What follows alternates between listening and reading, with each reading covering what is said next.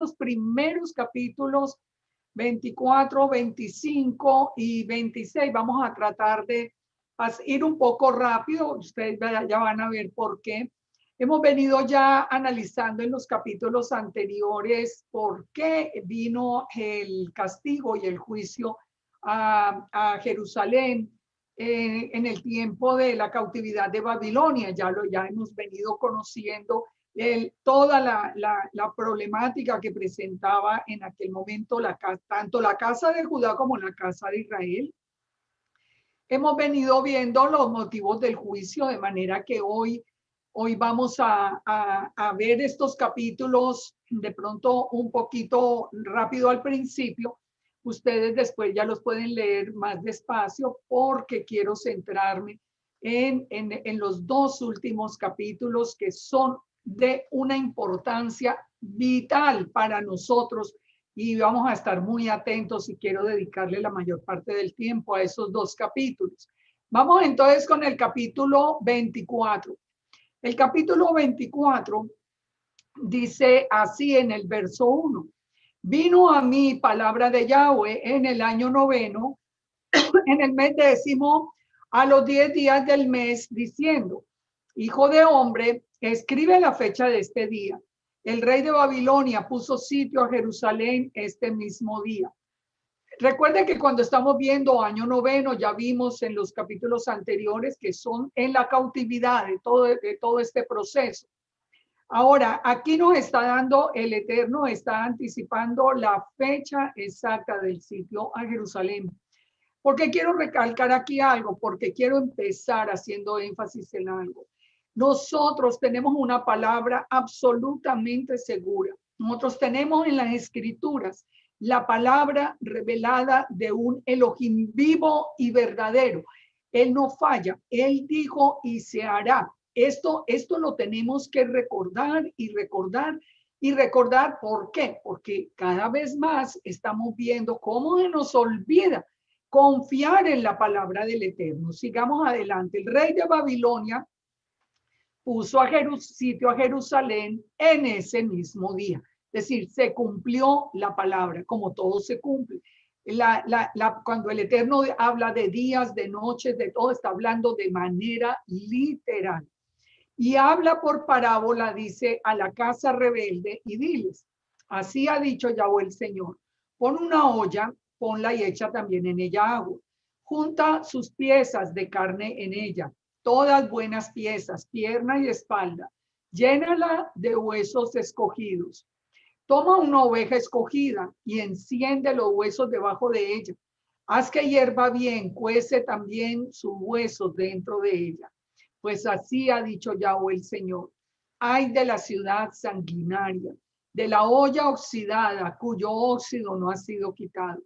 Por sus piezas sácala sin echar suerte sobre ella, porque su sangre está en medio de ella, sobre una piedra alisada la ha derramado. No la derramó sobre la tierra para que fuese cubierta con polvo. Habiendo pues hecho subir la ira para hacer venganza, yo pondré su sangre sobre la dura piedra para que no sea cubierta. Por tanto, así ha dicho Yahweh el Señor: ay de la ciudad de sangres o de la ciudad sangrienta, pues también haré yo gran hoguera.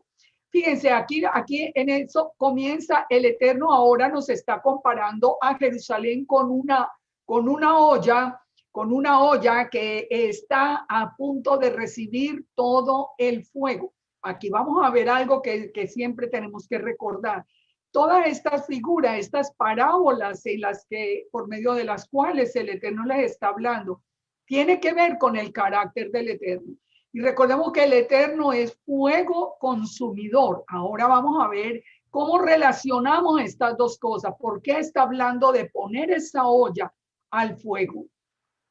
No, una de las razones que está dando acá es precisamente porque es una ciudad que ha derramado muchísima sangre. Ya hemos visto cómo en los capítulos anteriores se ha hablado de todos los sacrificios que se hacían a los dioses paganos y de cómo estaba de corrupta esa sociedad en ese momento, cómo estaba el pueblo de alejado del Eterno. Dice, pues habiendo hecho subir la ira para hacer venganza, yo pondré su sangre sobre la dura piedra para que no sea cubierta. Por tanto, así ha dicho Yahweh el Señor. Ay de la ciudad de sangres, pues también haré yo gran hoguera, multiplicando la leña, encendiendo el fuego para consumir la carne y hacer la salsa, y los huesos serán quemados. Es decir, él está comparando ese juicio con un fuego que viene, pero a consumir ese pecado. Asentando después la olla vacía sobre sus brasas para que se caldee y se queme su fondo y se funda en ella su suciedad y se consuma su herrumbe. La palabra herrumbe es como óxido en la concordancia. En vano se cansó y no salió de ella su mucha herrumbe, su mucho óxido. Solo en fuego será su herrumbe consumida. O sea, ya no hay otra manera de limpiar tanto pecado que había en la casa de Judá en aquel momento. En tu inmunda lujuria padecerás porque te limpié y tú no te limpiaste de tu inmundicia, pero nunca más te limpiarás hasta que yo sacie mi ira sobre ti. ¿Saben una cosa? Yo creo que nosotros en este tiempo, con todo lo que hemos venido conociendo en los últimos tiempos, de las cosas que sucedían en el mundo y que tal vez nosotros ni nos dábamos cuenta.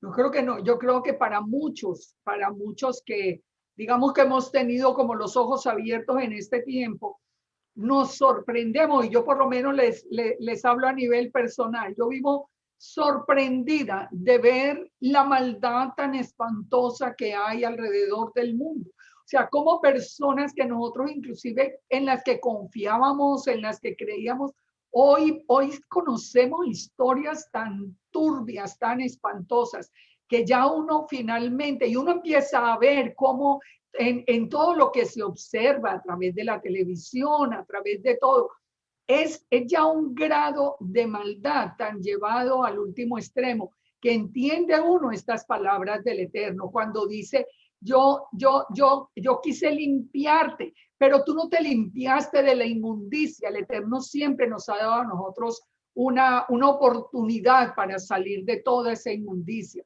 Pero dice, yo definitivamente ya no te vas a limpiar hasta que la ira venga.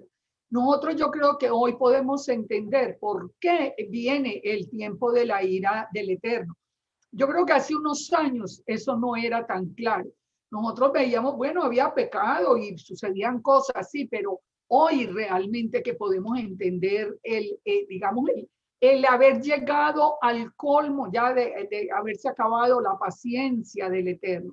Dice, yo ya he hablado, vendrá y yo lo haré. No me volveré atrás, ni tendré misericordia, ni me arrepentiré. Según tus caminos y tus obras te juzgarán, dice Yahweh el Señor. Fíjense que este versículo 14 va a estar ligado a lo que sigue, que es muy importante para unirlo. Fíjense lo que está diciendo el Eterno, me cansé, yo ya ni siquiera hablarles de limpieza es suficiente. Ahí es necesario que yo envíe ese fuego consumidor. Pero dice, ya a partir, es como una línea que se cruza donde ya el Eterno dice, no más, ya no hay más misericordia. Y eso que nosotros no podemos entender, el alcance de la misericordia del Padre. Yo les digo que, ¿por qué nos está hablando de fuego? Vamos a ver por lo menos una razón que es muy importante y que es realmente la acusación que se está haciendo aquí a través del profeta Ezequiel a la casa de Judá y a la casa de Israel. Está en Deuteronomio 4:1. Cuando nos dice, Israel, escucha los estatutos y decretos que yo os enseño para que los ejecutéis y viváis y entréis y poseáis la tierra que Yahweh, el Elohim de vuestros padres, os da. El mensaje para Israel es claro. Ustedes lo único que tienen que hacer es escuchar los estatutos, los decretos y obedecerlos. Y si los obedecemos, hay bendición, hay paz, hay prosperidad, hay salud. Nosotros tenemos toda la posibilidad de vivir una vida en paz. Solamente que tenemos que hacer, obedecer al Eterno. Pero dice en el verso 2, y esto muy a propósito del tema que yo les digo que vamos a tratar ahora más adelante, quiero que lo recuerden. Cuando el Eterno dice, ustedes no pueden añadir a la palabra que yo les mando, ni disminuiréis de ella, para que guardéis los mandamientos que Yahweh vuestro Elohim os ordene. Es prohibido por el Eterno aumentar, añadir o quitar, añadir o quitar. Los mandamientos son los mandamientos, la Torá es la Torá. El Padre nos reveló las escrituras, Él nos reveló su corazón. ¿Qué necesidad tenemos de estar cambiando lo que el Eterno dijo? Miremos lo que está sucediendo en este momento en Jerusalén, en este momento del profeta Ezequiel, cuando viene ese juicio terrible sobre el pueblo. Dice, guardaos, no os olvidéis del pacto de Yahweh vuestro Elohim que él estableció con vosotros. Aquí salté al verso 23. Y no os hagáis escultura o imagen de ninguna cosa que Yahweh tu Dios te haya prohibido. Es decir, aquí, si ustedes leen todo el capítulo de Deuteronomio 4, ustedes se van a dar cuenta cómo el Padre nos está diciendo, yo les digo a ustedes, yo les pongo los mandamientos, ustedes no, ni añadan ni quiten, pero no los transgredan tampoco. Dice el verso 24, porque Yahweh, tu Elohim, es fuego consumidor, es un Elohim celoso.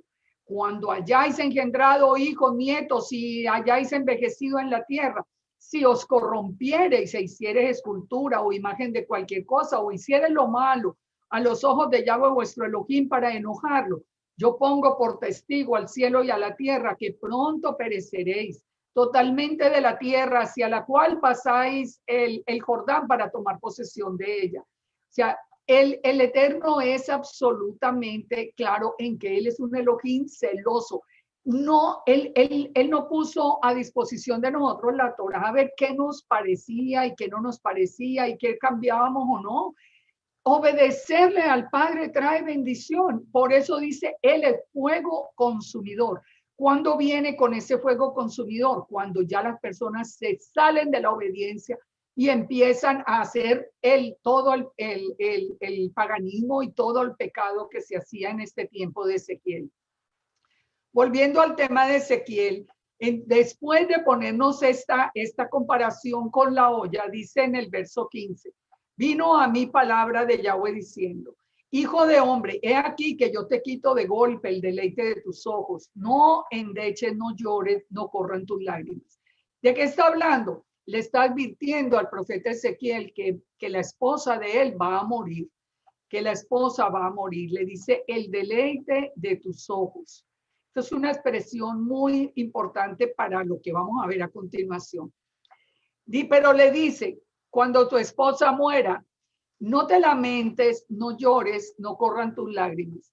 Reprime el suspirar, no hagas luto de mortuorios. Ata tu turbante sobre ti, los zapatos en tus pies, y no te cubras con rebozo, ni comas pan de enlutados. ¿Qué es ese pan de enlutados? Eso se llama el lejem anohim, que era en la costumbre que había en Israel, que era un pan que las personas amigas enviaban a la familia a la familia del que había muerto. La costumbre era que le enviaban ese pan que se llama el lejem anohim. Dice, hablé al pueblo por la mañana y a la tarde murió mi mujer, dice el profeta Ezequiel, y a la mañana hice como me había mandado. Y me dijo el pueblo, ¿no nos enseñarás qué significan estas cosas que hacen? Ustedes se imaginan, después de todo lo que el pueblo ya ha visto que él ha hecho, el sitio contra Jerusalén, todas las cosas que hemos visto en los capítulos anteriores, ahora él tiene esta actitud completamente, digamos, anormal, entre comillas, anormal, frente a la muerte de su esposa. Y dice, yo les dije, la palabra de Yahweh vino a mí diciendo, di a la casa de Israel, así ha dicho Yahweh el Señor. He aquí que yo profano mi santuario, la gloria de vuestro poderío, el deseo de vuestros ojos, el deleite de vuestra alma, y vuestros hijos y vuestras hijas que dejasteis caerán a espada. ¿Por qué muere la esposa de Ezequiel?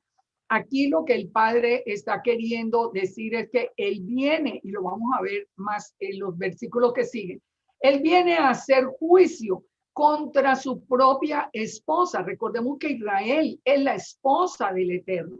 Recuerde que en el Sinaí se hizo un compromiso de bodas y que después vienen las bodas del Cordero. Ahora, ¿quién es el novio? ¿El novio es Yahweh o el novio es Yeshua? Pues sabemos que son un ejad, es uno, porque no hay sino un novio. No es que el Eterno es el suegro, no, es que el Eterno él es uno con Yeshua. Y cuando Yeshua venga, recuerde que se vuelven uno de nuevo. Así que Él es el novio. Aquí es como diciéndole, así Ezequiel, como con el dolor que representa para ti el perder a tu esposa, con ese mismo dolor tengo que hacer juicio sobre mi esposa. Tengo que hacer ese juicio. Voy a destruir el santuario. Recuerden que el santuario fue profanado y destruido. Y sigue diciendo, y haréis de la manera que yo hice. O sea, cuando todo eso se ha destruido, ustedes tienen que hacer lo mismo que hizo Ezequiel. No os cubriréis con rebozo, no comeréis pan de hombres en luto. Vuestros turbantes estarán sobre la cabeza, vuestros zapatos en vuestros pies. No endecharéis ni lloraréis, sino que os consumiréis a causa de vuestras maldades y gemiréis unos con otros. O sea, se darán cuenta por fin del pecado y del juicio. Ezequiel pues os será por señal, según todas las cosas que él hizo haréis. Cuando esto ocurra, sabréis que yo soy Yahweh el Señor. O sea, esa es la advertencia, pero la advertencia está diciendo el Eterno, me duele como le dolió al profeta perder a su esposa. Y tú, hijo de hombre, el día que yo arrebate a ellos su fortaleza, el gozo de su gloria, el deleite de sus ojos y el anhelo de sus almas, y también sus hijos y sus hijas, ese día vendrá a ti uno que haya escapado para traer noticias. Y en aquel día se abrirá tu boca para hablar con el fugitivo, y hablarás y no estarás más mudo, y le serás por señal, y sabrán que yo soy Yahweh.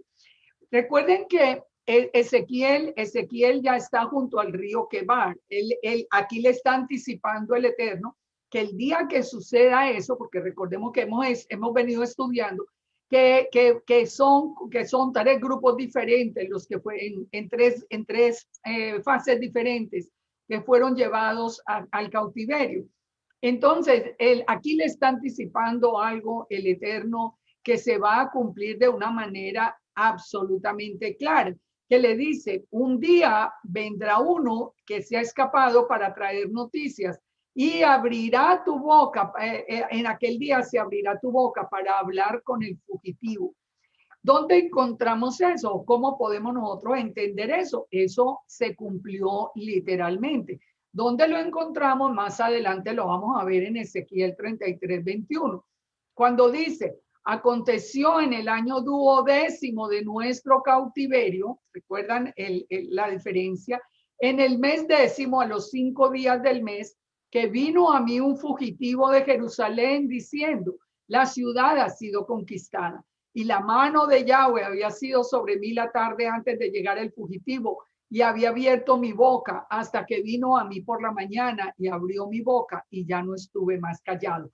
Después, cuando vamos llegando al capítulo 33, vamos a entender más esto. Yo lo que quería era que ustedes vieran cómo estas palabras que le dice el Eterno a Ezequiel se cumplen otra vez de manera literal. Recuerden siempre, nosotros tenemos la palabra más segura. Nosotros tenemos una palabra que no ha fallado. Nosotros estamos al final de los tiempos y hemos visto cumplido todo el plan profético. Somos los únicos que tenemos que tenemos un libro, digamos, con las noticias de mañana, con todo lo que va a ocurrir en el futuro. Entonces, bueno, después vamos a estudiar lo que sucedió con el fugitivo, pero ya sabemos que se cumplió. Vamos entonces con el capítulo 25. El capítulo 25 ya lo habíamos visto antes porque recuerden que hicimos referencia también al cumplimiento del juicio contra los hijos de Amón.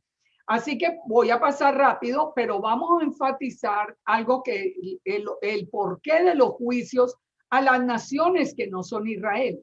Porque al fin y al cabo es fácil entender a las naciones israelitas que le deben obediencia al Eterno. Pero todas estas naciones de aquí en adelante no le deben obediencia al Eterno porque eran naciones paganas. Entonces, ¿por qué el Eterno le va a hacer juicio? Recuerden siempre cuando estamos estudiando esto, recuerden que algo que yo vengo insistiendo, porque lo tenemos que entender y de verdad yo creo que ya lo estamos entendiendo un poco tarde, pero lo tenemos que entender de todas maneras, que los juicios, el juicio final, el juicio al mundo, el juicio que está anunciado, no es el mismo para cada país. Depende del gobernante que tenga. Depende de si ese gobernante es amigo o enemigo de Israel. Eso es definitivo. O sea, no es que viene un juicio para todo el mundo, eso no importa quién esté, no, sí importa. Porque el Eterno va a hacer juicio dependiendo del comportamiento. Recordemos, los hijos de Amón, ¿por qué los está juzgando? Si al fin y al cabo ya vimos que los amonitas venían de la hija de Lot, todo esto ya lo vimos. Dice en el verso 3, dirás a los hijos de Amón, oí palabra de Yahweh el Señor, así dice Yahweh el Señor, porque dijiste, qué bien cuando mi santuario era profanado y la tierra de Israel era asolada y llevada en cautiverio la casa de Judá. Por eso he aquí que yo te entrego por heredad a los orientales y ellos pondrán en ti sus apriscos y plantarán en ti sus tiendas. Ellos comerán tus sementeras y beberán su leche.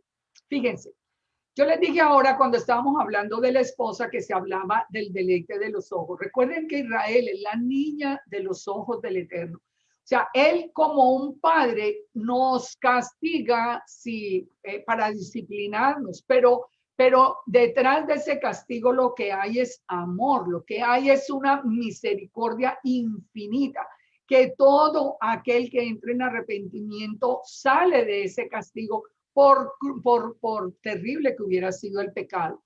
Pero ¿qué no permite el Padre? En estos pueblos, por ejemplo, los que se alegran de que Israel, en este caso la tierra de Judá, fuera llevada a cautiverio. Yo me imagino todos estos hijos de Amón felices aplaudiendo porque está bien, miren lo que pasó con Israel y hacen fiesta. Pues eso toca el corazón del Eterno y hace que traiga un juicio sobre esas naciones. Ahí es donde yo les digo, eso depende de qué, depende de quién gobierne. Si el que gobierna es amigo de Israel y le duele el dolor, el castigo de Israel, entonces no va a ocurrir nada con ese lugar. Pero como en este caso, si se alegra por el mal de Israel, recibe juicio. Dice, pondré a Rabá por habitación de camellos y a los hijos de Amón por manada de ovejas y sabréis que yo soy Yahweh. Porque así ha dicho Yahweh el Señor. Por cuanto batiste las manos y golpeaste con tu pie y te gozaste en el alma con el menosprecio para la tierra de Israel. Entonces, ¿por qué el juicio Rabá? Porque también se aplaudió, se gozó por el menosprecio de la tierra de Israel. Por eso he aquí que yo extenderé mi mano contra ti y te entregaré a las naciones para ser saqueado. Fíjense cuánto amor hay en el corazón del Eterno por Israel, siendo que Israel está tan en una desobediencia tan terrible. Pero dice, te cortaré de entre los pueblos y te destruiré entre las naciones. Te exterminaré y sabrás que yo soy Yahweh. Así ha dicho Yahweh el Señor. Ahora le va a decir a Moab y a Seir. Aquí viene otro juicio. ¿Por qué? Dice, he aquí que la casa de Judá es como todas las naciones. Por tanto, he aquí que yo abro el lado de Moab desde las ciudades que están en su confín, las tierras deseables de Bet-Jesimot, Baal-Meón y Kiriataim. A los hijos de Oriente contra los hijos de Amón y la entregaré por heredad para que no haya más memoria de los hijos de Amón entre las naciones. También a Moab le haré juicio y sabrán que yo soy Yahweh. Así ha dicho Yahweh el Señor. Por lo que hizo Edom. Ahora, ¿qué fue lo que hizo Edom? Tomando venganza de la casa de Judá, pues delinquieron en extremo y se vengaron de ellos. Por tanto, dice el Señor, extenderé mi mano sobre Edom, cortaré de ella hombres y bestias y la asolaré desde Temán hasta Dedán caerán a espada. Meterse con Israel y con su pueblo, meterse con nosotros, que somos ese pueblo del Eterno, no es cualquier cosa. Y esto nos va a llevar a algo que ya le voy a comentar. Y pondré mi venganza contra Edom en manos de mi pueblo Israel, y harán en Edom según mi enojo y conforme a mi ira, y conocerán mi venganza, dice Yahweh el Señor. Imagínense esto, porque tomaron venganza de la casa de Judá.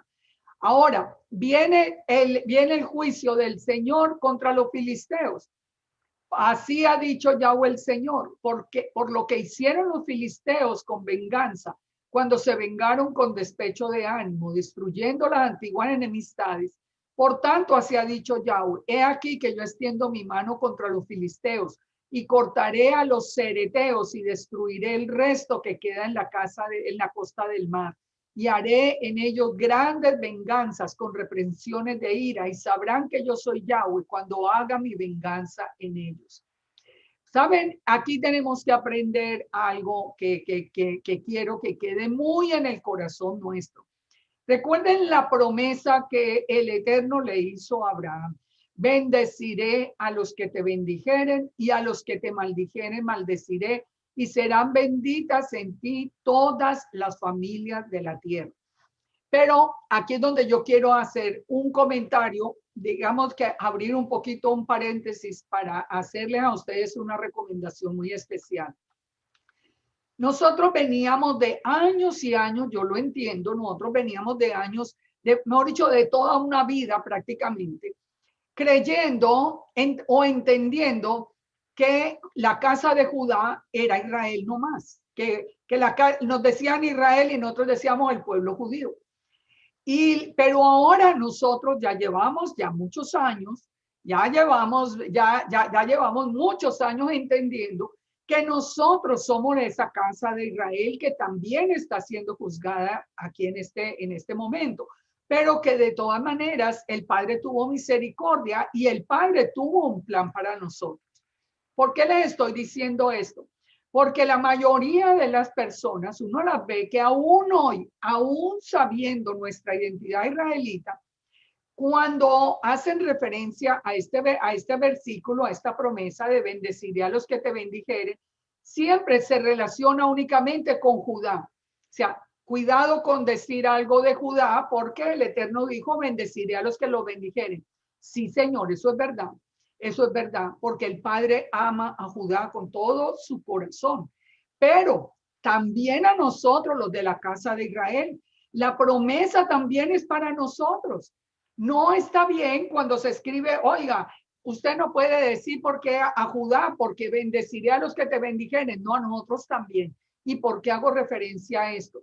Porque de verdad les digo con todo el alma y se los digo con el corazón y se los digo como un llamado. No más ofender a la iglesia cristiana, que en la iglesia cristiana está la casa de Israel. Por Dios, ustedes tienen que entender que cuando allá está la casa de Israel, que el Eterno ama, que el Eterno nos guardó y tenía ese plan bien claro en la Escritura. Cuando ustedes están, sobre todo en este tiempo de final de año, y en todo momento, pero cuando están con que paganos, con que esto, y maldígalos, y maldígalos, y maldígalos, ustedes mismos están recibiendo maldición. Es que a nosotros se nos olvida que nosotros somos Israel. Es lo mismo que lo mal que está, digamos, maldecir a Judá, es igual de malo es maldecir la casa de Israel.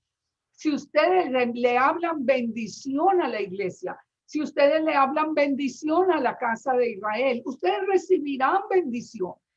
Ay, nosotros tenemos que enseñarles con amor y con respeto y con todo. Es que tenemos que al final entender que nosotros somos Israel, que no solo Judá es Israel. Y de la manera como amamos a Judá, amamos a la casa de Israel. Y tenemos que saber que esa casa de Israel la tenemos que traer, pero con lazos de amor, no con insultos y con todo. De verdad que duele el alma leer las redes sociales como se habla del pueblo cristiano. Allá está la casa de Israel que el Eterno está llamando. Ahí nos amó el Eterno. Cuando nosotros estábamos ahí, nosotros recibimos el amor del Eterno allí, la revelación de Yeshua, la revelación de un plan. El Eterno tenía un plan establecido que solo al final entenderíamos cuando se cumpliera el tiempo de los gentiles, íbamos a entender nuestra identidad. Entonces, paremos ya y ubiquémonos que nosotros somos parte de esto. El que nos bendiga será bendito. El que nos maldiga recibirá maldición, porque nosotros también estamos en la palma de la mano del Eterno. Así que fíjense en todo esto, fíjense los juicios que trajo el Eterno a las naciones que venían contra Judá, también a las naciones que nos persigan. A nosotros va a traer esos juicios en el tiempo final. Vamos entonces con el capítulo 26. Aconteció en el 11º año, en el día primero del mes, que vino a mí palabra de Yahweh diciendo: hijo de hombre, por cuanto dijo Tiro contra Jerusalén. Aquí vamos a empezar a hablar de Tiro. Este es un tema. Este capítulo 26, 27 y 28 son los que yo quiero que ustedes pongan muchísima atención por lo que va a pasar acá. Primero que todo, vamos a ver, como venimos viendo los diferentes pueblos que reciben el juicio, vamos a ver el juicio a Tiro. ¿Por qué es el juicio a Tiro? Aconteció entonces en el mes undécimo, en el año undécimo, perdón, hijo de hombre, por cuanto Tiro dijo contra Jerusalén: ah, qué bien, está quebrantada la que era puerta de las naciones. A mí se volvió, yo seré llena y ella desierta. O sea, ¿qué es lo que está diciendo Tiro? Que finalmente Jerusalén se unió de todo corazón a Tiro. O sea, Tiro era una ciudad pagana. Tiro significa en hebreo una roca. Era una ciudad fenicia en la costa mediterránea, pero era una ciudad muy rica, fortificada y con mucho tráfico de mercancías. Israel tuvo por mucho tiempo una amistad muy grande con Tiro, pero recordemos que el Eterno no quiere que nosotros dejemos en paz a los pueblos vecinos, pero que vivamos apartados de ellos. ¿Qué es lo que está diciendo aquí Tiro? Que finalmente fue como tanta la amistad que más bien Jerusalén se volvió a Tiro, o sea, dejó al Eterno para más bien irse detrás de seguir a Tiro. Dice: Jerusalén se volvió a mí, ahora yo seré llena y Jerusalén desierta. Es como si hubiera escogido entre el Eterno y Tiro. ¿Por qué decimos que tenían unos lazos muy especiales? Miremos un ejemplo, segunda de Samuel 5:11. Cuando se fue a construir el templo, el Hirán del rey de Tiro, dice, envió embajadores a David, madera de cedro, carpinteros, canteros para los muros, los cuales edificaron la casa de David. La casa misma de David. David tenía una relación tan profunda con el rey de Tiro, que hasta construyeron la casa. Primera de Reyes 5:1, que dice: Hirán, rey de Tiro, envió sus siervos a Salomón luego que oyó que lo habían ungido por rey en lugar de su padre, porque Hirán siempre había amado a David. O sea, la relación se había vuelto tan estrecha con un pueblo pagano que ahora Tiro decía: bueno, escogió entre el Eterno y yo, escogió entre su Elohim y yo. Y dice Tiro, pues se vino a mí más bien Jerusalén. Vamos al verso 3. Por tanto, así ha dicho Yahweh el Señor: he aquí, yo estoy contra ti, oh Tiro, y haré subir contra ti muchas naciones, como el mar hace subir sus olas, y demolerán los muros de Tiro y derribarán sus torres, y barreré de ellas hasta su polvo, y la dejaré como una peña lisa. Tendedero de redes será en medio del mar, porque yo he hablado, dice Yahweh el Señor, y será saqueada por las naciones. Recordemos lo que vimos ahora. Decía, nosotros leímos en Deuteronomio 4, porque Yahweh es fuego consumidor. Él es un Elohim celoso. Él no permite que nosotros lo cambiemos por irnos detrás de cosas paganas. Entonces dice, sus hijas, viene todo el juicio, las hijas que están en el campo, las hijas de Tiro, serán muertas a espada y sabrán que yo soy Yahweh. Fíjense cómo se cumple esa profecía sobre Tiro. En Isaías 23:1, por ejemplo, lo encontramos. Cuando dice, aullad naves de Tarsis, porque será destruida Tiro hasta no quedar casa, ni a dónde entrar. Desde la tierra de Quitín les he revelado. Y en el verso 15, ustedes pueden leer todo el capítulo, dice, acontecerá en aquel día que Tiro será puesta en olvido por 70 años.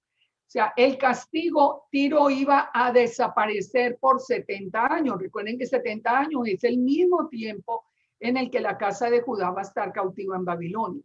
Dice, como días de un rey. Después de los 70 años, miren lo que va a pasar con Tiro.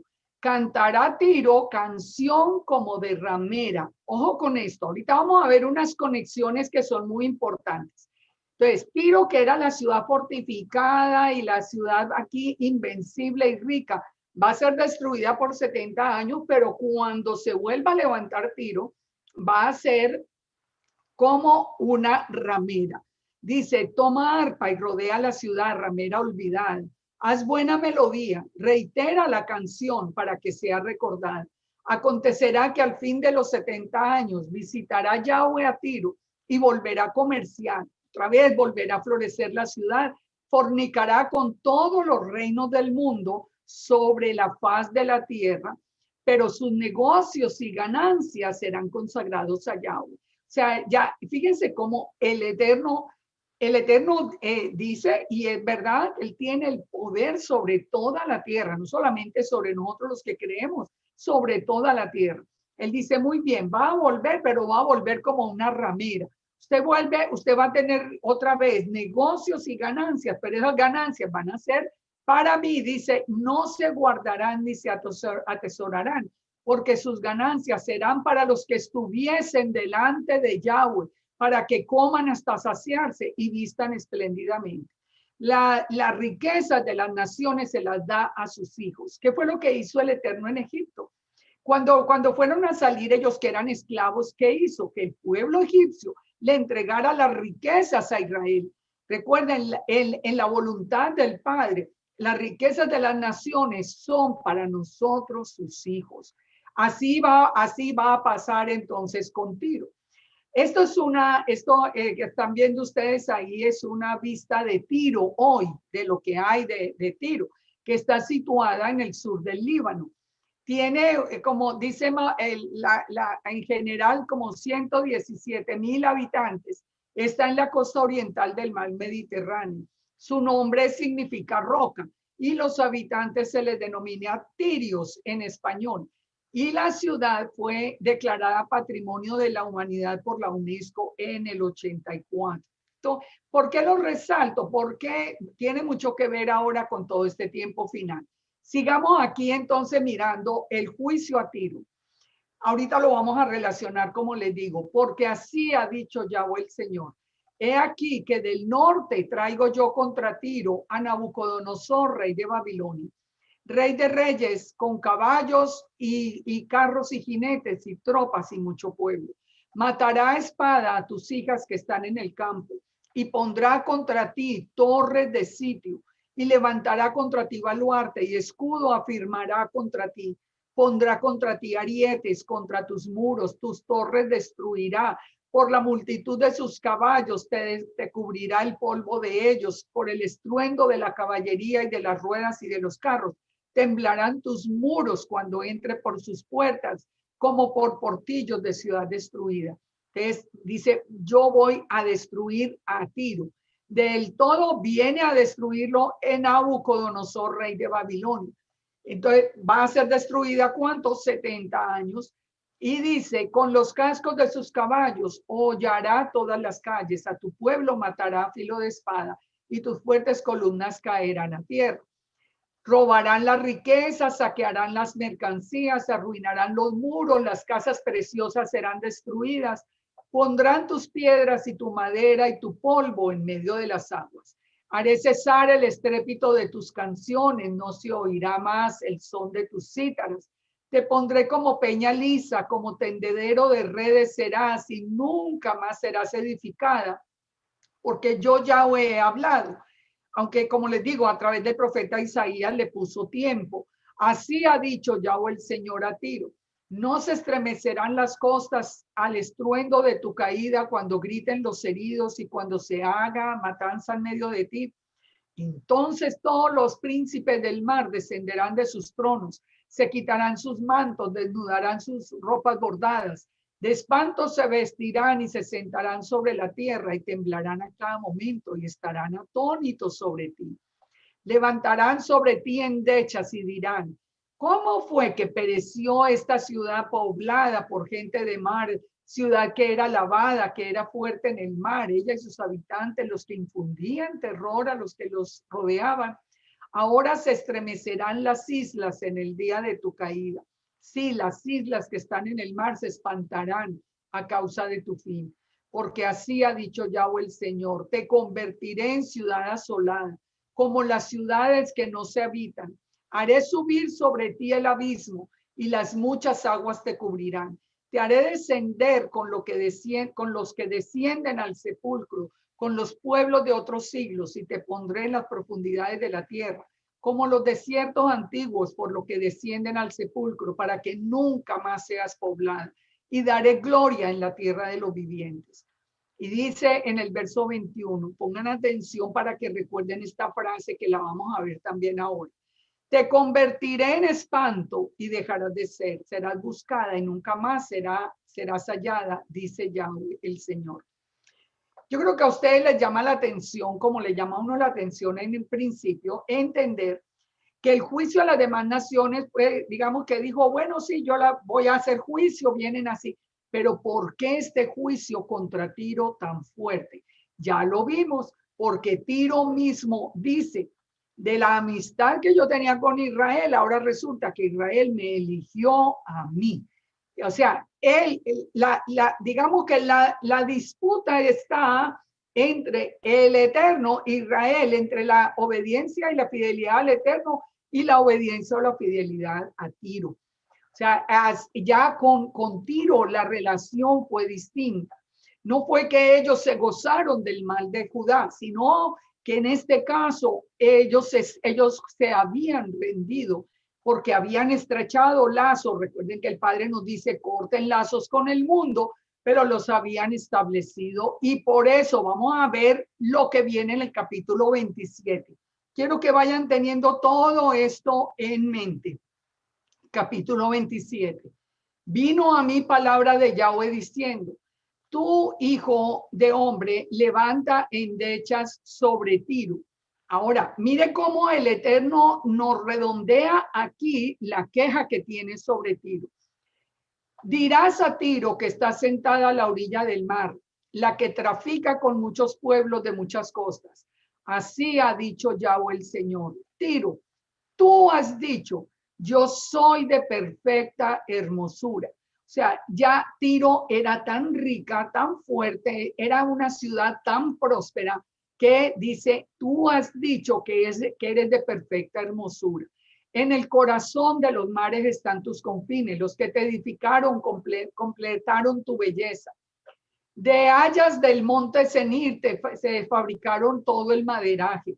Tomaron cedros del Líbano para hacerte el mástil. De encinas de Basán hicieron tus remos, tus bancos de pino de las costas de Quitino, incrustados de marfil. Es decir, de lo mejor que había en aquella época fue que construyeron a Tiro. De lino fino bordado de Egipto era tu cortina, para que te sirviese de velo, de azul y de púrpura de las costas de Lisa era tu pabellón. Los moradores de Sidón y de Arbad fueron tus remeros. Tus sabios, oh Tiro, estaban en ti, ellos fueron tus pilotos.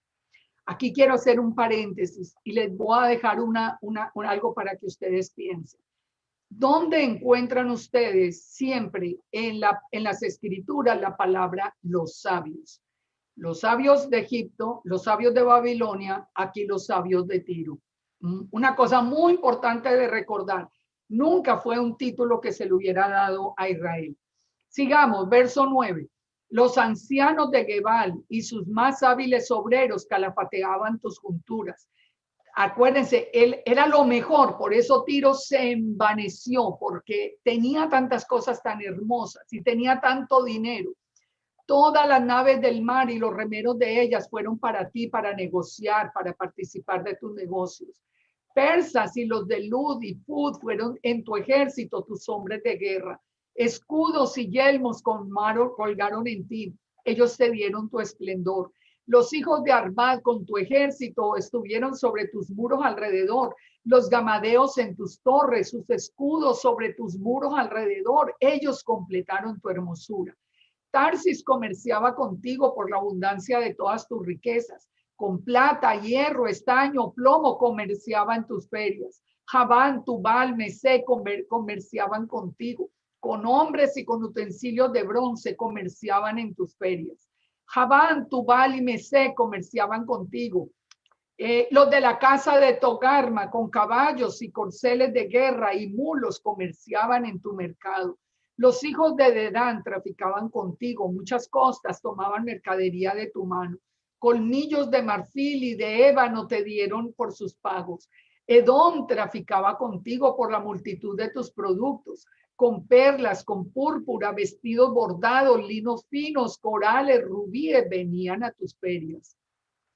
Judá y la tierra de Israel, pónganle atención, aquí ya lo une, de todos estos pueblos que eran pueblos paganos, pues podían hacer lo que quisieran, ellos no le debían obediencia al Eterno, pero la construyeron de tal manera, pero Judá y la tierra de Israel comerciaban contigo, con trigo de minid y panán, miel, aceite y resina, negociaban en tus mercados.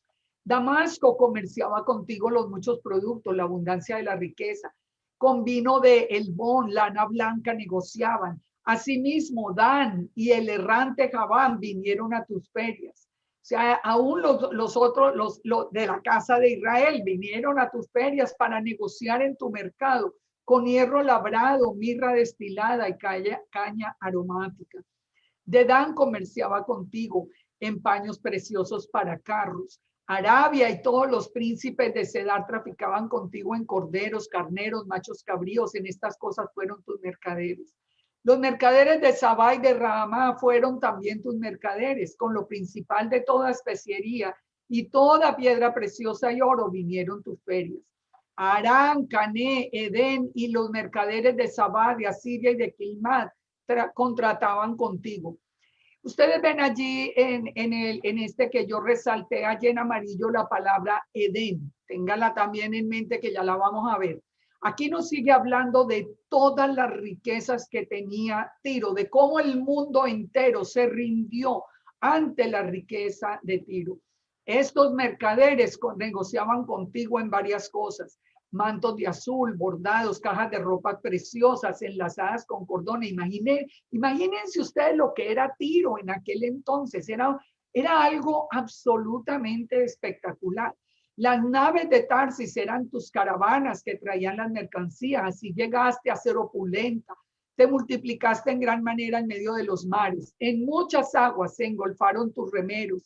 Viento solano se quebrantó en medio de los mares. Tu riqueza, tu mercadería, tu tráfico, tus remeros, tus pilotos, tus calafateadores y los agentes de tus negocios y todos tus hombres de guerra que hay en ti, con toda tu compañía que en medio de ti se halla, caerán en medio de los mares en el día de tu caída.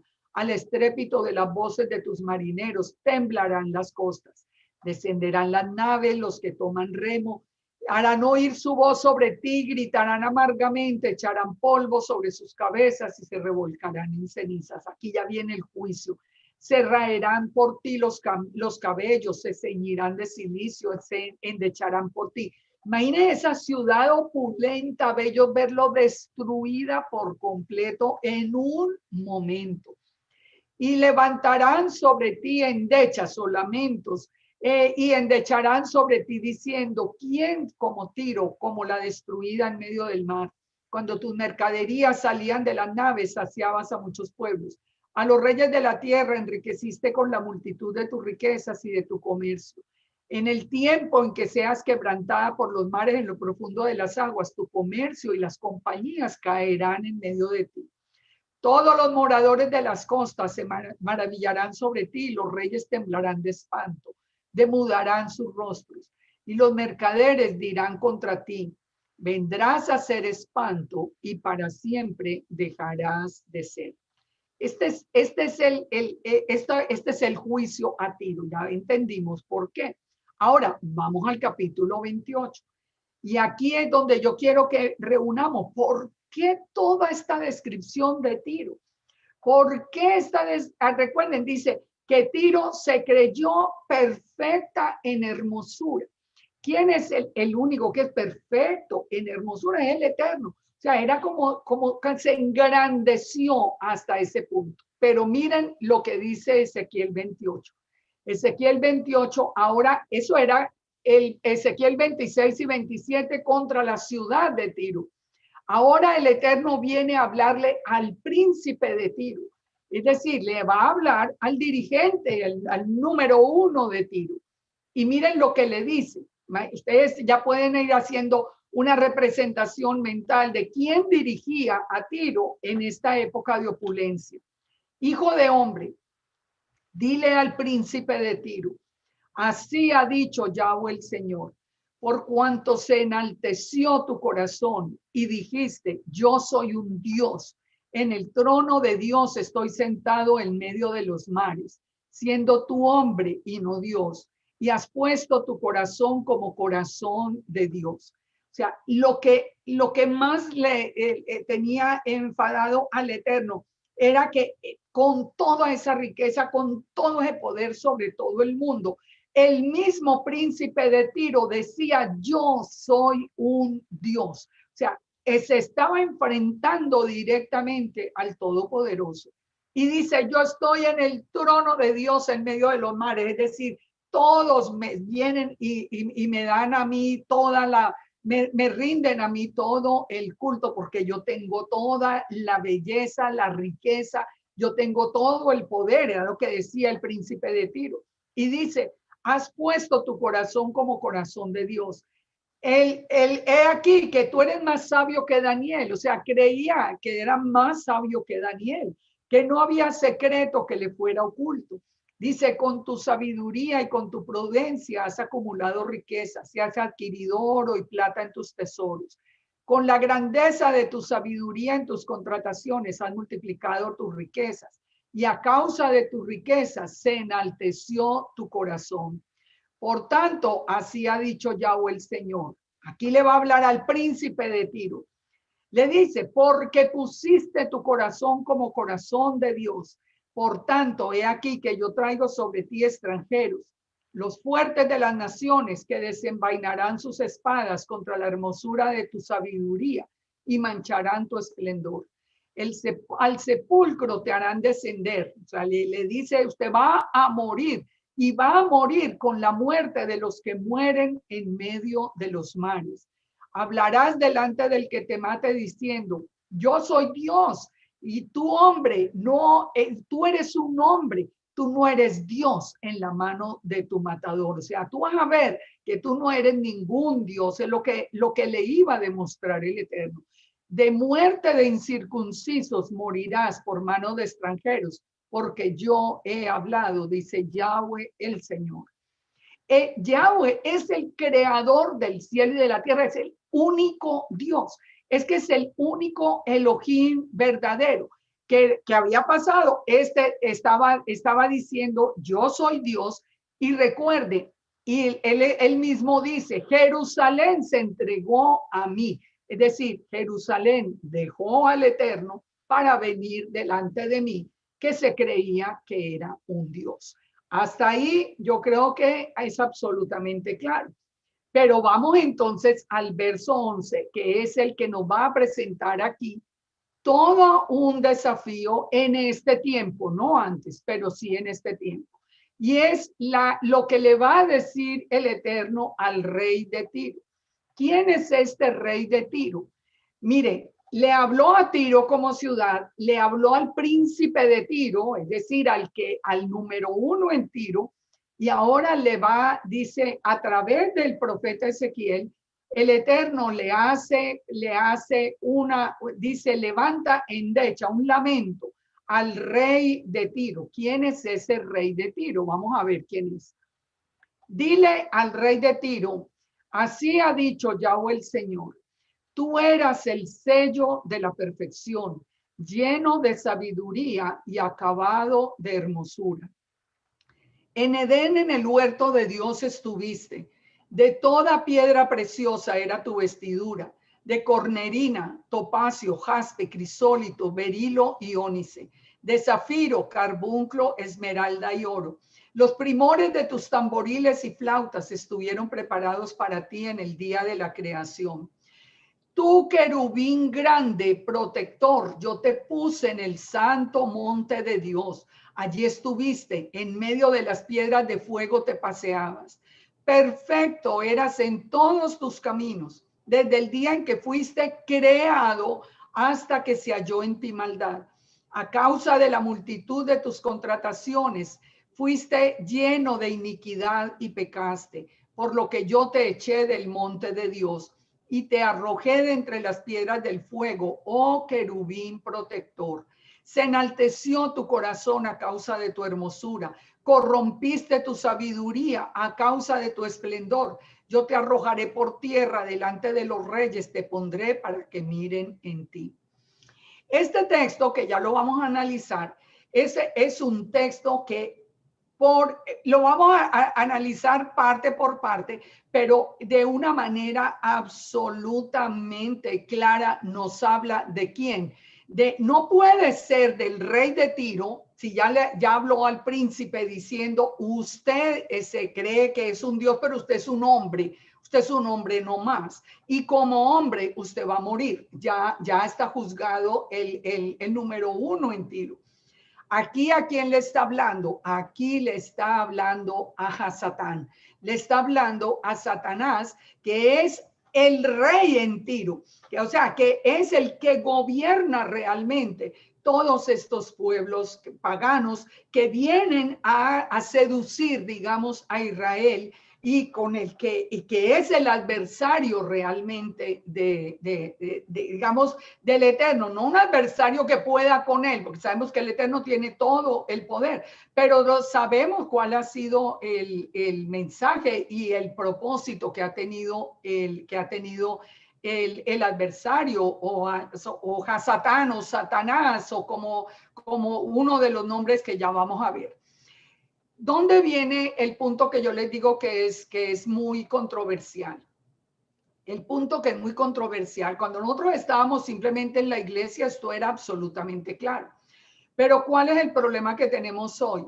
Que el judaísmo enseña, una parte por lo menos muy grande del judaísmo, enseña que Satanás no existe. No existe el adversario. Simplemente como Hasatán quiere decir adversario, entonces es simplemente una inclinación al mal, porque recordemos que en el judaísmo se habla de reencarnación, se habla inclusive en contra de las mismas escrituras, se enseña que una persona que vivió su vida y la vivió en obediencia y la vivió bien, igual muere y puede reencarnar hasta en un animal o en un objeto hasta que suba y escale, una cosa que es absolutamente contraria al Eterno. A raíz derivado de todo esto viene la idea de que Hasatán no existe. Entonces, muchas personas al estudiar más la literatura talmúdica y no las escrituras, vienen con la idea de que no existe Hasatán. Entonces dicen, no, este rey de Tiro era simplemente el rey, el que estaba gobernando la ciudad de Tiro.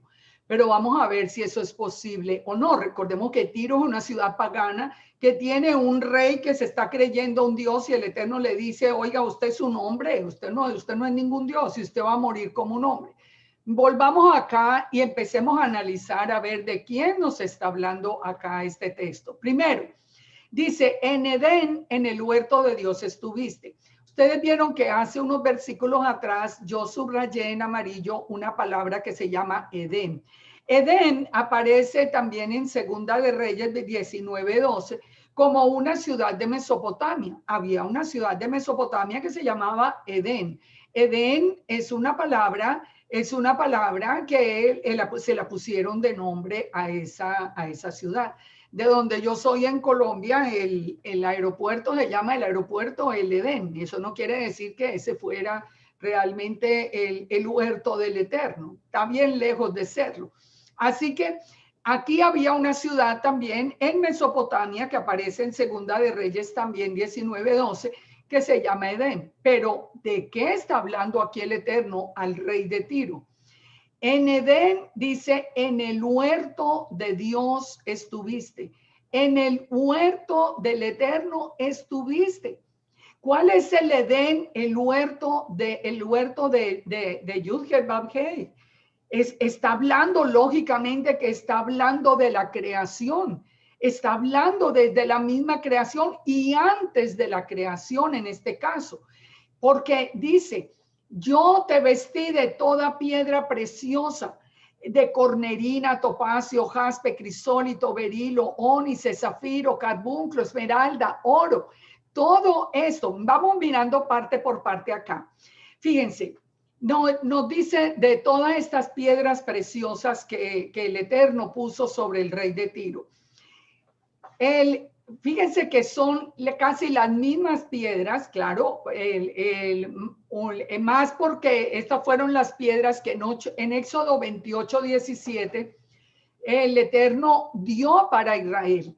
O sea, las piedras preciosas con que el Eterno vistió ese querubín hermoso, ahorita lo vamos a ver, ese querubín grande, lo vistió de piedras preciosas como vistió a Israel en Éxodo 28:17, que nos habla también de las mismas piedras, de topacio, de carbunclo, de esmeralda, de zafiro, de diamante, de jacinto, de ágata, amatista, berilo, ónice, jaspe, y todas montadas en engastes de oro.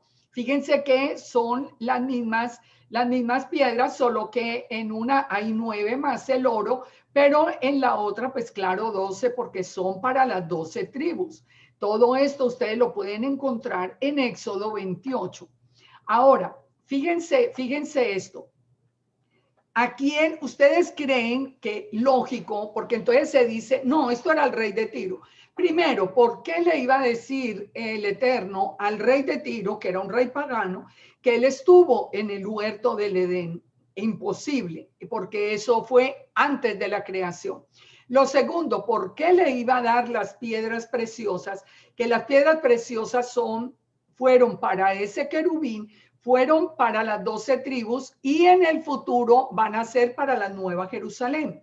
Fíjense un dato muy interesante. La ramera del final de los tiempos en Apocalipsis 17 también aparece vestida y adornada de piedras preciosas y de perlas. ¿Por qué?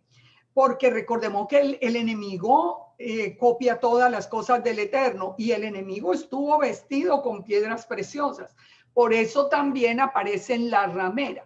Ustedes se acuerdan, ahora vimos cómo la ciudad de Tiro, después de que fuera reconstruida, iba a ser llamada la ramera. ¿Ustedes creen que es coincidencia que la ramera, la Babilonia final, se le diga también la ramera, se le llame con lo mismo, se le diga que es la que está fornicando con todos los reyes de la tierra, la que está adornada de oro y de piedras preciosas, que sabemos que está bajo la influencia de Hasatán? Ahora, en las piedras preciosas se las dio el Eterno, las va a dar el Eterno también en la Nueva Jerusalén. Los cimientos son jaspe, zafiro, ágata, esmeralda, ónice, cornalina, las mismas piedras.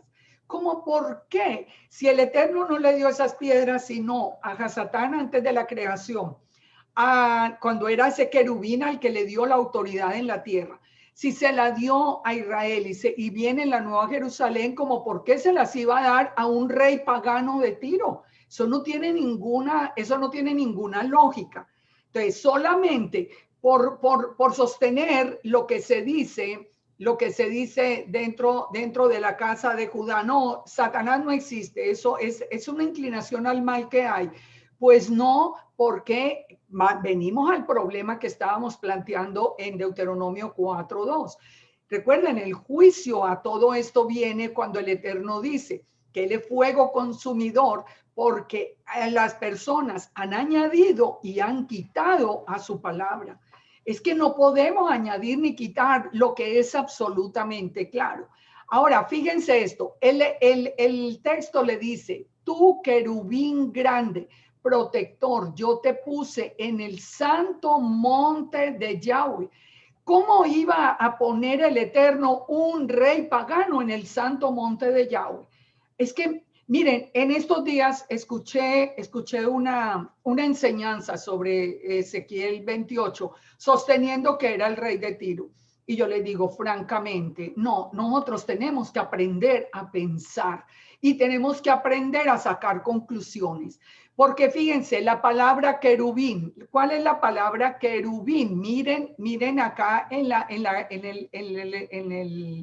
el hebreo, la palabra es absolutamente clara, que nos está hablando de los guardianes del Edén, los ángeles, un ser angélico. No nos está hablando de otra cosa. Aquí nosotros vemos que es la letra H en el hebreo 37:42, y es la misma para los querubines que guardaban el jardín del Edén. Es lo mismo para los querubines que estaban en el lugar santísimo. Es lo mismo, son los querubines. Y aquí le dice muy claro el Eterno al rey de Tiro, tú querubín grande y protector. Yo te puse en el santo monte de Elohim, allí estuviste en medio de las piedras de fuego, te paseabas. ¿Cuándo era eso? Porque nosotros vemos en la creación ya la serpiente haciendo maldad y haciendo caer a la primera creación humana. Ahora, pero aquí es absolutamente indiscutible. El que diga que esto se refiere al rey de Tiro, a mí me da mucha pena, pero definitivamente no ha leído con entendimiento. Simplemente sigue una corriente que me dice, no existe Hasatán, que porque Hasatán quiere decir el adversario, que porque siempre que se diga adversario aparece en la palabra Hasatán. Eso es verdad. Eso es verdad, pero no quiere decir que no existe Satanás. Aquí le dice que lo puso en el santo monte de Elohim. ¿Cuándo lo puso? Ya vamos a ver. Dice, perfecto eras en todos tus caminos desde el día en que fuiste creado. Fíjense, los hombres, a ver, vamos a mirar esto acá. ¿Los hombres somos creados o los hombres somos, se me fue más adelante, pero ahorita lo vamos a ver. Los hombres somos creados, nosotros somos creados o somos engendrados, porque creado fue el primer hombre, pero de ahí en adelante fuimos engendrados. La palabra que dice acá en hebreo es la palabra bara.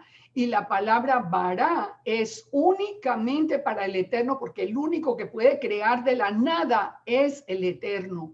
Nosotros somos engendrados por un padre y una madre. Nosotros ya no somos creados. Aquí dice que este querubín perfecto, este rey de Tiro, primero dice que era perfecto en todos sus caminos, que lo hizo como un querubín. Los ángeles son creados. Los ángeles no son seres divinos, porque los seres divinos son eternos. Los ángeles son seres celestiales creados. Y aquí dice muy claro que era perfecto y que fue creado hasta que se halló en él maldad.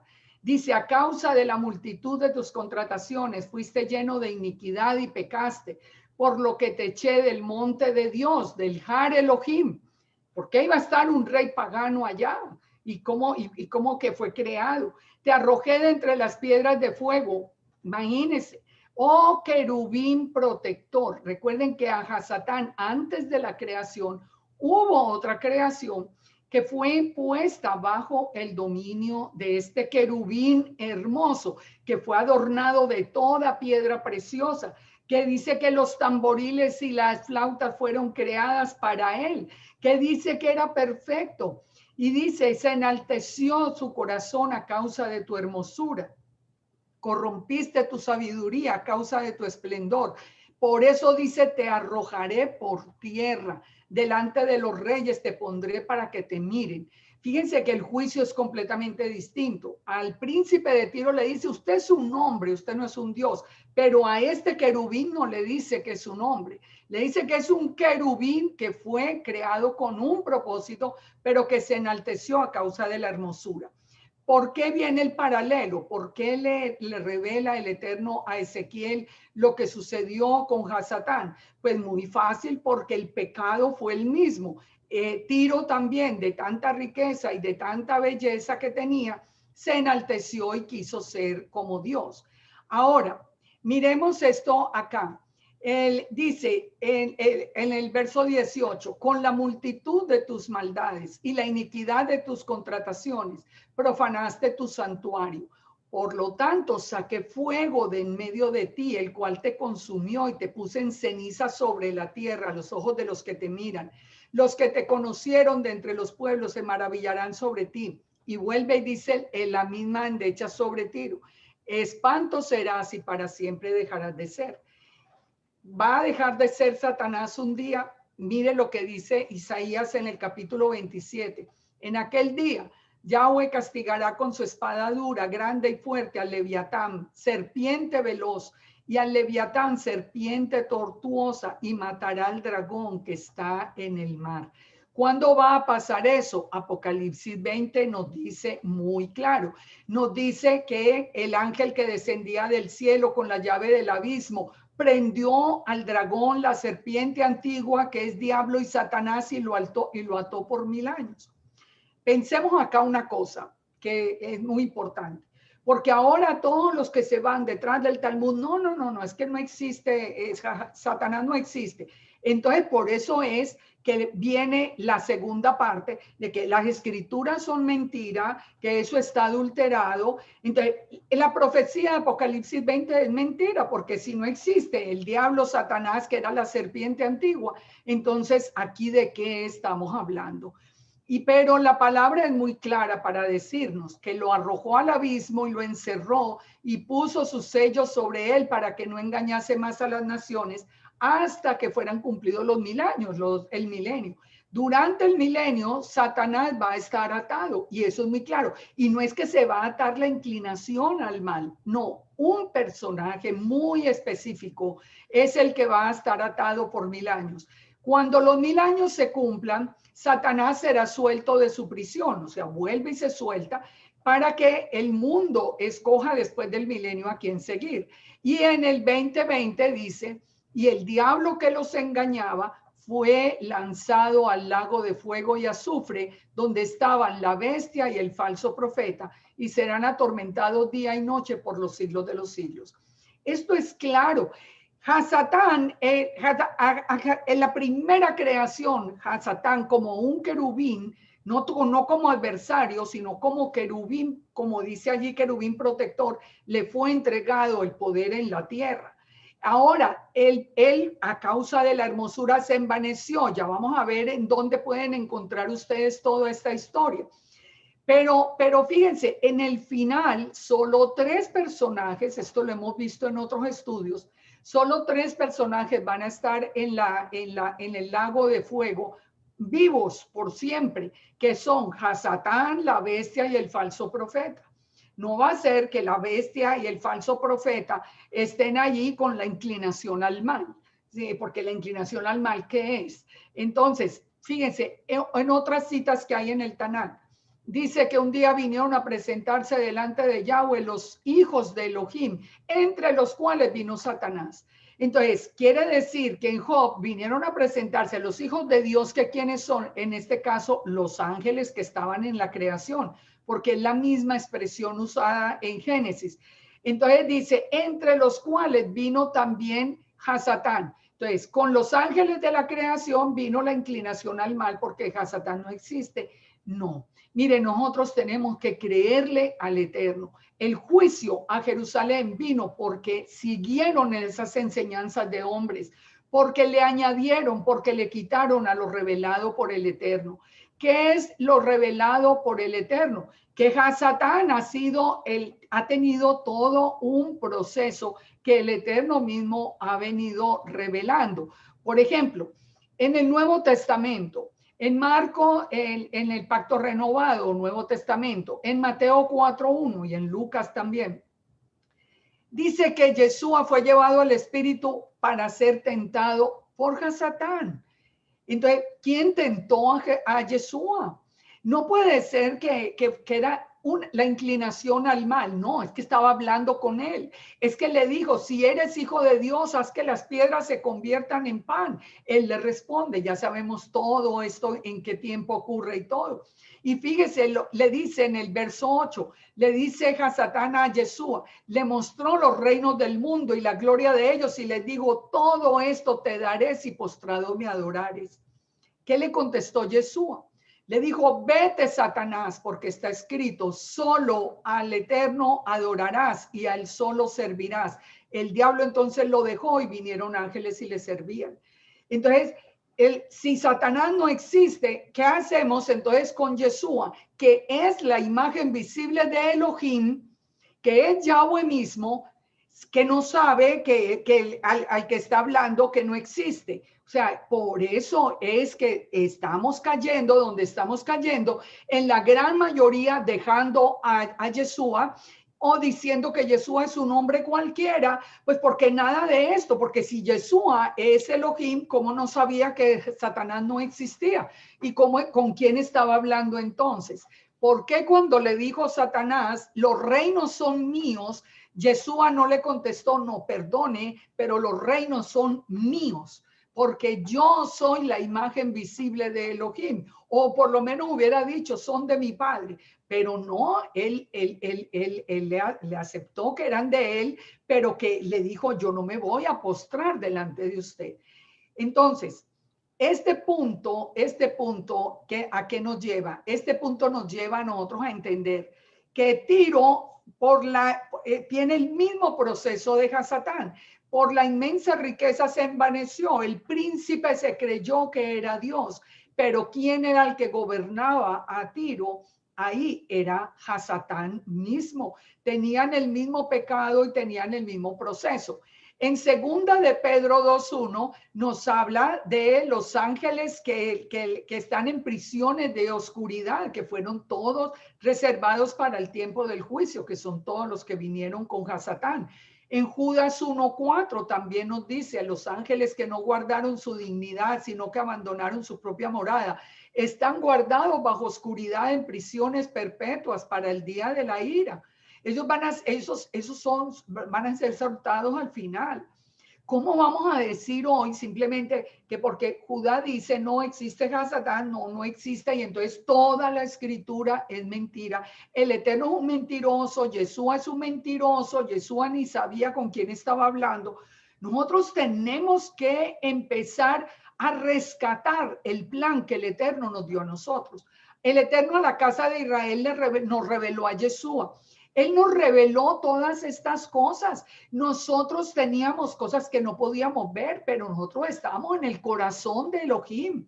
¿Por qué tenemos que pensar ahora que todo lo que aprendimos en la iglesia, no, eso todo estaba errado, el 100%, eso no vale para nada? Ahora tenemos que ir a aprender lo que los hombres dicen contrario a la palabra. Ni existe reencarnación, sí existe Hasatán. Esto es algo bien claro. En Apocalipsis 16 habla del dragón que sale de la boca del dragón, salen los tres espíritus inmundos. ¿Cuándo fue todo ese plan del Eterno con ese querubín que lo llevó al huerto del Edén y le entregó el dominio sobre toda la tierra? Fíjense, entre Berechit o Génesis 1:1 y Génesis 1:2 hay miles de años. En el primer día fue la creación. El Eterno creó los cielos y la tierra. El Eterno todo lo crea perfecto, pero en el verso 2 dice que la tierra estaba desordenada y vacía, las tinieblas estaban sobre la faz del abismo y el Espíritu de Dios se movía sobre la faz de las aguas. ¿Por qué estaba desordenada y vacía? ¿Qué había quedado? ¿Qué había pasado? Porque el Eterno no hace una creación desordenada y vacía. Nosotros vemos a través de inclusive del profeta Jeremías, que es contemporáneo con Ezequiel, y nos está hablando de lo mismo, tiene la visión de aquel tiempo. Dice, miré a la tierra y aquí que estaba asolada y vacía. Las mismas palabras en hebreo que en Génesis, tohu, bohu, estaba asolada y vacía y los cielos y no había en ellos luz. Miré los montes, temblaban, los collados fueron destruidos. Miré y no había hombre, todas las aves del cielo se habían ido. ¿Cuándo ocurrió eso? El Eterno le está mostrando lo mismo. ¿Qué fue lo que pasó? El Eterno hizo la creación, puso al querubín este que nos está hablando aquí en Ezequiel 28, lo puso, lo llenó de hermosura y de sabiduría y él se reveló. ¿Y cómo sabemos que eso pasó? Que la tierra fue desordenada y vacía por el Eterno. Lo sabemos en el Salmo 18, 7, 15 y en segunda de Samuel 22, 8.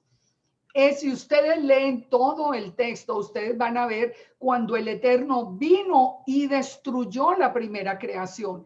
Dice, la tierra fue conmovida y tembló, se conmovieron los cimientos de los montes, se estremecieron porque se indignó él. Humo subió de su nariz y de su boca fuego consumidor. Carbones fueron por él encendidos. Está hablando del Eterno, inclinó los cielos, descendió, había densas tinieblas debajo de sus pies, cabalgó sobre un querubín y voló. Dice, puso tinieblas por su escondedero, por cortina suya, oscuridad de agua, nubes de los cielos, por el resplandor de su presencia, sus nubes pasaron, granizo, carbones ardientes, tronó en los cielos Yahweh y el Altísimo dio su voz, granizo y carbones de fuego. ¿Sobre qué lo hizo caminar? Sobre carbones de fuego. Envió sus saetas y los dispersó, lanzó relámpagos, los destruyó. Entonces aparecieron los abismos de las aguas. ¿Qué estaba presente cuando el Espíritu del Eterno se movía otra vez sobre las aguas en la creación? Los abismos de las aguas y los cimientos del mundo estaban al descubierto. Y aquí lo dice muy claro, a tu reprensión, oh Yahweh, por el soplo del aliento de tu nariz, envió desde lo alto, me tomó, me sacó de las muchas aguas. Fíjense, el Salmo 68 nos confirma que el que cabalga sobre los cielos dice, Yahweh es su nombre, alégrense delante de él. La creación, en la creación, entonces resumámoslo, el Eterno hace la creación perfecta, se la entrega a ese querubín se revela a causa de su hermosura, el Eterno viene, descubre hasta los cimientos de la tierra, pone tinieblas, dice que puso tinieblas, por eso la tierra estaba desordenada y vacía y estaba en tinieblas. Por eso saca la luz el primer día. ¿Quién es esa luz del primer día? Es Yeshua. La creación que nosotros conocemos es un acto de redención, es de misericordia. Recordemos que ahí también hasta viene después de el primer sacrificio, el cordero con el que cubre el pecado de Adán y Eva después. Pero en la creación misma, esa luz es un acto de redención, es un acto de misericordia y vuelve el Eterno a hacer su creación. Por eso es que ya aparece Hasatán malo. Ya él está para venir a sembrar la desobediencia contra el Eterno. ¿Por qué no le quitó el Eterno el poder que le había dado para él gobernar la tierra? Porque irrevocables son los dones y el llamamiento del Eterno, dice la palabra. Aunque lo usen para mal, pero son irrevocables los dones y el llamamiento. Por eso tenemos hoy tantas personas que fueron llamadas por el Eterno enseñando lo contrario al Eterno y pues nada, después darán razón de su enseñanza, pero el Eterno no quita los dones, son irrevocables. Por eso Yeshua no le dijo, cuando él le dijo, todo en la tierra es mía, póstrese y se la entrego. Por eso él no le dijo, no, eso no es suyo. No, él le reconoció que sí, que era de él, porque él, ¿qué es lo que volvió a tomar Jesús a través de su muerte y su resurrección? La llave del abismo, dice la palabra. Y Jesús, cuando venga a hacer juicio y ata finalmente a Satán, él vuelve a tomar el control de toda la tierra. Por eso él viene a ser el Rey de Reyes y el Señor de Señores.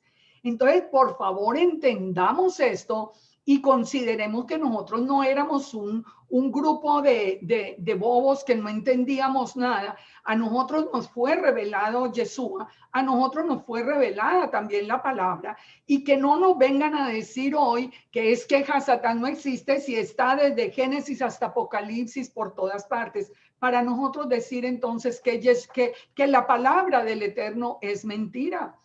Por eso vino el juicio del que estamos hablando. Entonces, ¿a quién es ese rey de Tiro? Les digo, sin duda alguna, sin duda, yo les digo con el 100% de seguridad, está hablando de Hasatán, que es el querubín que había recibido las mismas piedras preciosas que fueron después para Israel y que van a ser en la Nueva Jerusalén. Eso no fueron para ningún rey pagano. Y termina aquí todo este capítulo ya con otra profecía. Ya termina todo lo de Tiro. Tiro, el príncipe de Tiro, que era el hombre, y el rey de Tiro, que es Hasatán, pero termina aquí con el juicio a Sidón.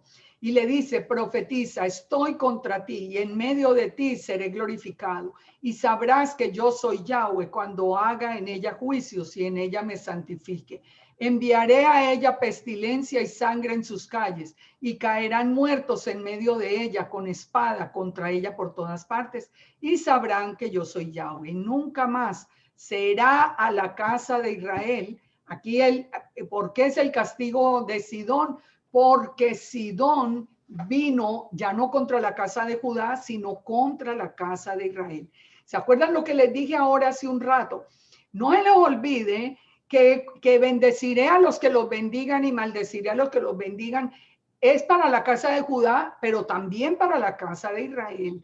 Mucho cuidado con los que hoy son espina desgarradora y aguijón que le da dolor a la casa de Israel. Mucho cuidado con todo esto, se llaman paganos a las ovejas que aún apenas están escuchando el llamado. Este juicio a Sidón viene por eso. Dice, y en medio de cuantas la rodean y la menosprecian, sabrán que yo soy Yahweh.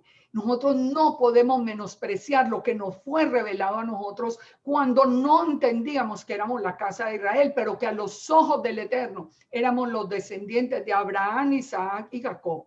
Nosotros tuvimos la revelación de Yeshua. Nosotros tuvimos la revelación, esa revelación de la Escritura la tuvimos. Así que no nos pueden, ni podemos menospreciar la iglesia, ni nos pueden menospreciar tampoco a nosotros. Así que amamos a Judá, pero no tenemos que creerle lo que no está de acuerdo a la palabra del Eterno, lo que viene simplemente del Talmud, que son enseñanzas de hombres. Ahora, terminamos con estos dos versículos que son, como siempre, recordemos, cuando el Eterno anuncia juicio, anuncia misericordia.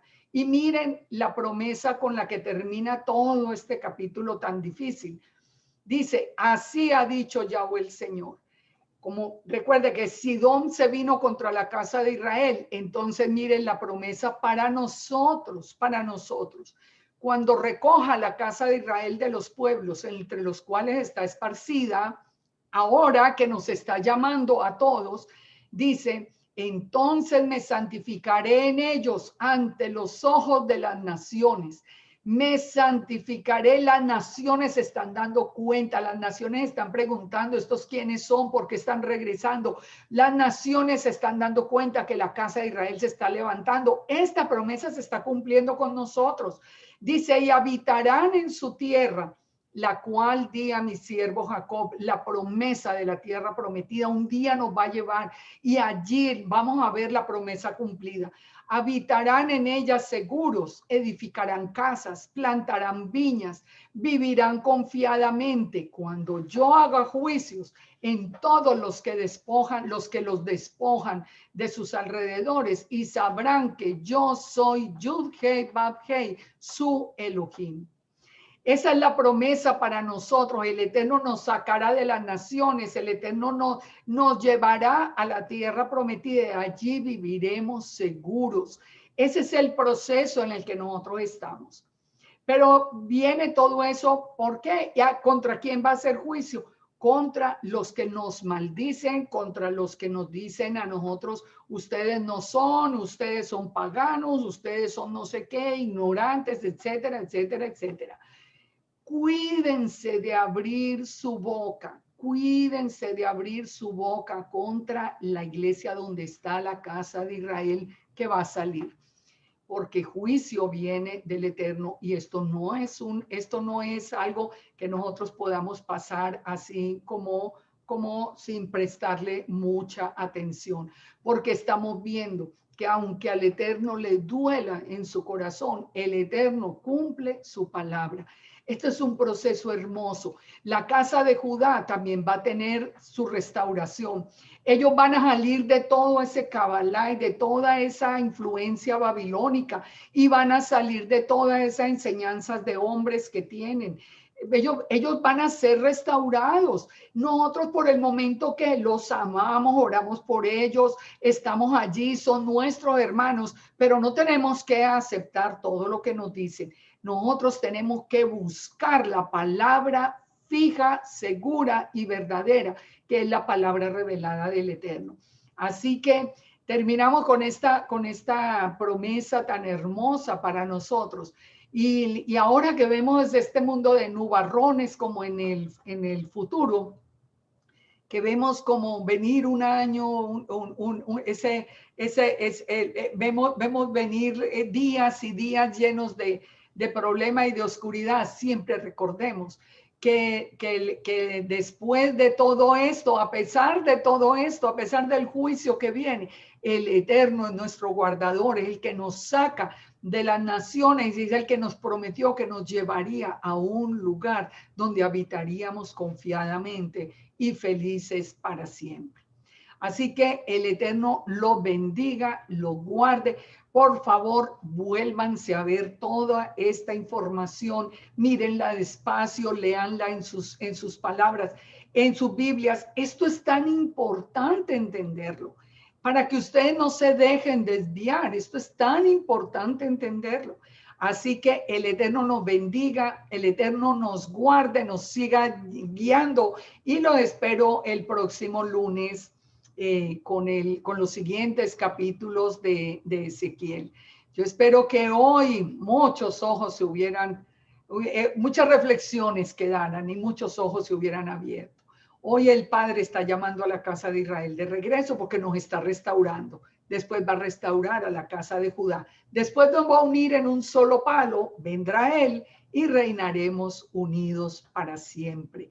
Después viene la nueva Jerusalén, entramos por las 12 puertas y allí en la presencia del Eterno habitaremos confiados en una vida sin sufrimiento, sin temor. Muchas bendiciones, shalom, shalom para todos. Que el Eterno los bendiga y los guarde.